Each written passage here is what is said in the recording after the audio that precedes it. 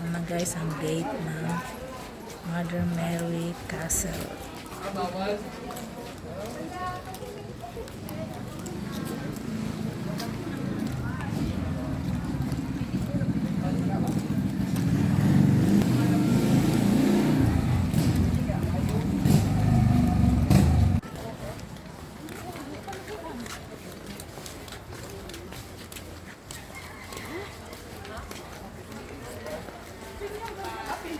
Malayo ang nilalakad guys mula sa gate. Yung mahina ang paa, mahina ang tuhod, dahan-dahan lang ang lakad tulad ko. Fountain sa gabi. Sa ngayon guys, marami pang ginagawa.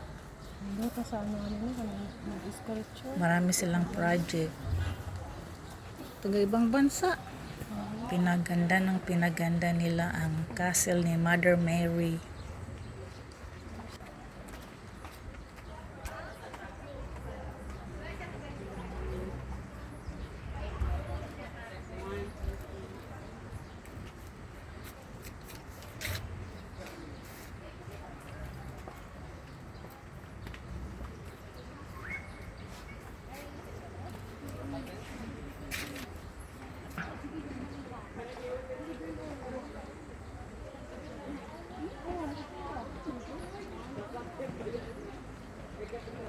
Sobrang lawak nito guys. Sana yung mga hindi pa nakapunta, pumunta kayo. Mamasyal kayo dito. Kahit anong klaseng religion. Ayun sa printer ko yun. Oo, anak ulit din. Ayun sa dito sa printer. Yeah, dili. Isa ito sa tourist spot guys.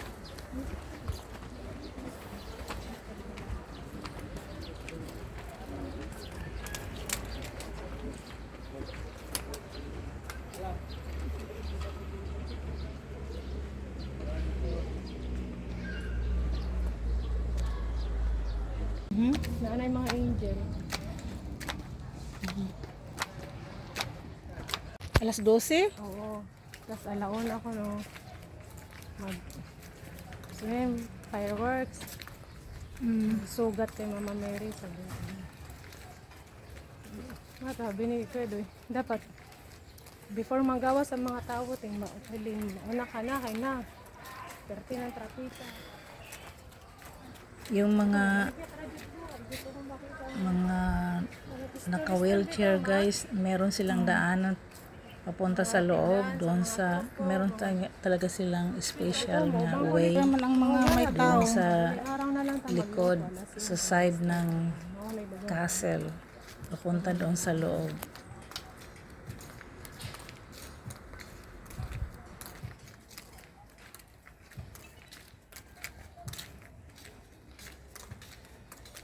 Katong last year ma.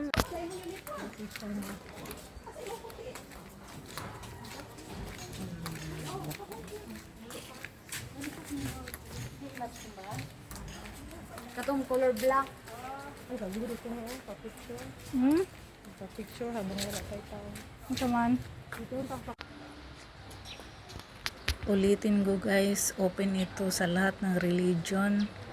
Kung hindi ka man Katolik, hindi ka huwag kang pumasok sa simbahan.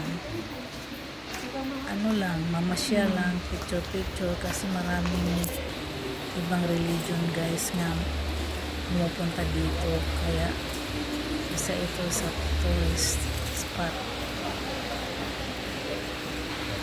Ito guys, may na lang simbahan ng Katoliko.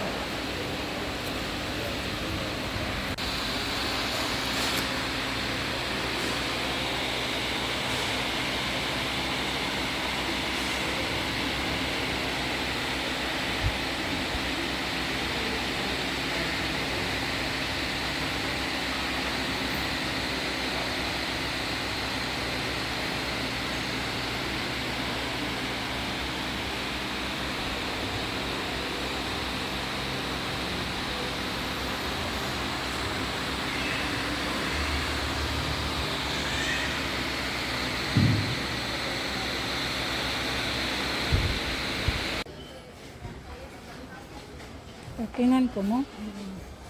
Dito guys, maaga pa lang. Kaya kunti pa lang tao. May mas kasi dito ng 8:15. Kaya wala pa gaanong tao. Maya maya guys, ang dami na yung tao. Mga turista. Ang bag mo na yun. At palapit na yung birthday ni Mother Mary sa September 8. Dito, wala na mamula. Kaya Kuwan man na, ngayon, kinahalan prepared mo na na, sila Triman.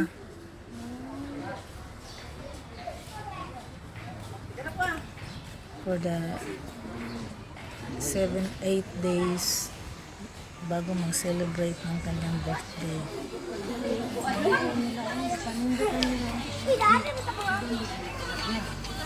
Magpaku-